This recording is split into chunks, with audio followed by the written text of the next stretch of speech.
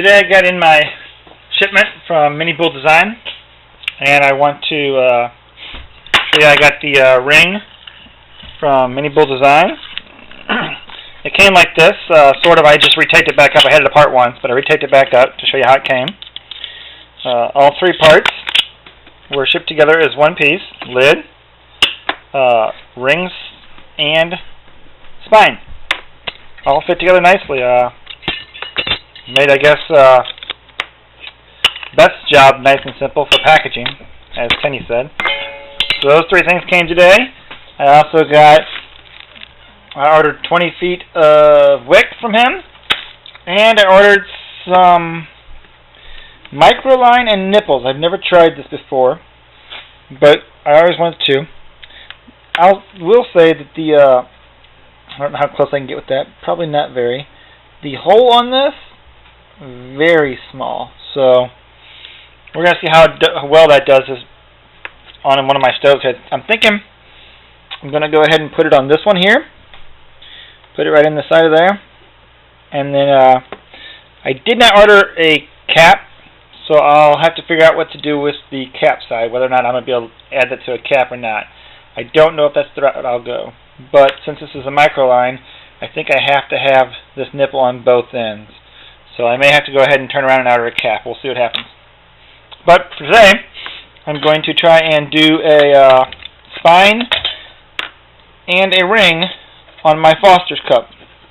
I can tell you already it's going to be simple. That just slid right down in there. I mean, that's just perfect. Now the difference I noticed between Smoke Eater 908 did this ring for me. Or he sells this ring, not for me, but he sells this ring. Okay, sorry, my battery died, so let me start up where I was at before. I was trying to show you the difference between the Minibulldesign insert and Smoke Eater 908's insert here. The big difference that I noticed right off the bat is that the top on Minibulldesign is rounded, and I can take his out because I don't have anything in it. For Smoke Eaters, I actually have some water in here I need to pour out.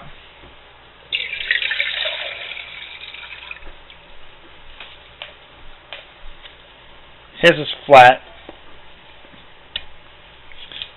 and Minibulldesign has rounded his.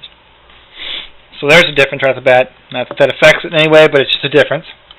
The next difference I noticed, and I can't show you both of them on this one because I already have that one inserted and I'm not going to take it out, is the step is different. On this one, it starts off with a small ring, goes up a little bit, and then does a curved, it's hard to show you that, a curved step into a bigger ring. So the small ring, and this is amazing because watch this, you set it in here, and already it's right in. Now, getting the Smoke Eaters to start out was a little more difficult. I mean, it wasn't in right away. The first, just laying it in there. I mean, I'm pretty far off. Look how far off I am, and I still feel like I can get that leveled out by just tapping it with my hand. And this is not difficult. I mean, I probably could put it in the whole way with my hand, but I'm not gonna because it's hurting my knuckles. So I'm gonna find something else. I'll use my can grabber to knock it in with. So get ready for your ears to start knocking. Here we go.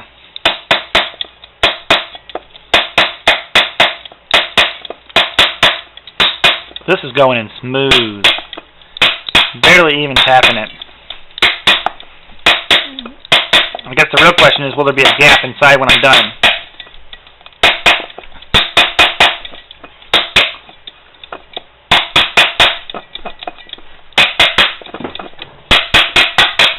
I think that's got it.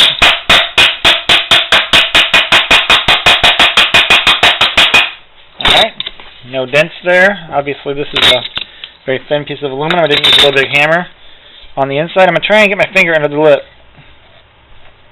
Well, you know, not really. I mean, I can feel where it's at, but if you put your fingernail on there, I don't know if you can see that, running along there, I actually have to push out to get under the lip. So this one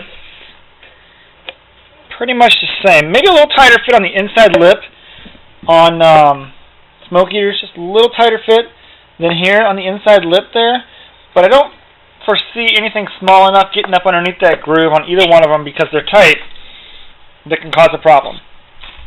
Now, hopefully the spine fits on from the bottom since I already put the top one. It does. It does. And it's just a little loose. There's a very small gap in there that lets it have some play, but without that, I don't think you'd be able to get it on. Now, it's not going to, we already know it's not going to go past that because it was sitting on that when it was shipped. But that is not where it's for. It's for down in here somewhere. This can is already a small can, so it's pretty sturdy with or without this thing. I bought this really for a larger can, but I think I probably won't do many more of these cans. I just want to see one from each person so I can comment on them. And I think Tinny's actually said he's getting out of the business of making spines and lips. So if you don't have one, you better order it quick, or you can order it from Smoke Eater 908. He sells the lids and the caps. Now, that was the difference of those two. And I will wrap this like I did this. We'll see how much heat transfer comes between this and the spine here. I like that I used the hardware cloth in here to create an air gap between the wick and the can. Because like everybody says, when these get wet, they're not any good. Which is why I try to use this now. From Zelf. I think. So anyways, one more thing I want to show you was the lid. I wanted to compare their lids. They both have a lid that fits their lip for the Foster's can. And they're very similar. Strength of the lid, I'd say pretty similar in design and thickness and stuff. I don't know anything about aluminum really, what's what. So I will say that the knob on Tinny's is an oiled knob, and it would protect against moisture, but I'm not sure how much moisture protection you need. The